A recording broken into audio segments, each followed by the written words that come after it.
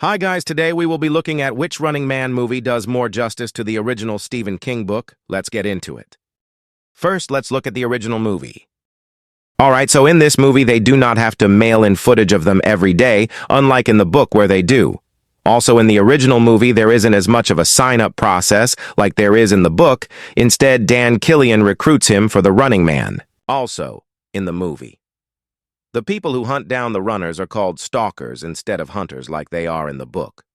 Also, they have names like Sub-Zero, Captain Freedom, Dynamo, Buzzsaw, and Fireball, which in the book they were just referred to as McCone's men, and they are called hunters, not stalkers. Also, in the movie, there is a character named Amber who is taken by Richards, then reports him, which is why he got recruited to the Running Man. Also in the movie, she becomes a supervised guest on the Running Man, which never happens in the book, and she has a completely different name and role. I think that about wraps it up for this movie. Okay, now let's get into the 2025 movie. This is arguably the more accurate one for all the reasons I am about to state. For example, in the book it introduces a character named Bobby Thomas, also known Bobby T, which is in this movie as the presenter of the games.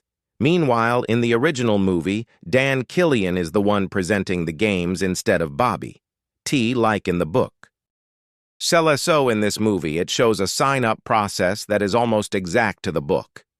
Also in this movie, Richards has a wife who works as a waitress, and a very sick child at home, which is his motivation for competing in the Running Man.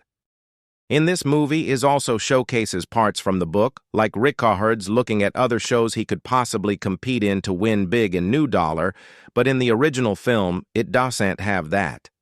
Also in this movie, it shows Richards being able to call his wife before he goes on the show. In this movie, there is also a part where Richards is in a fancy apartment room, which is also in the book.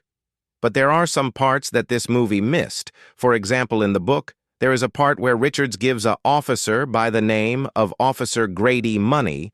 This part is not in the movie.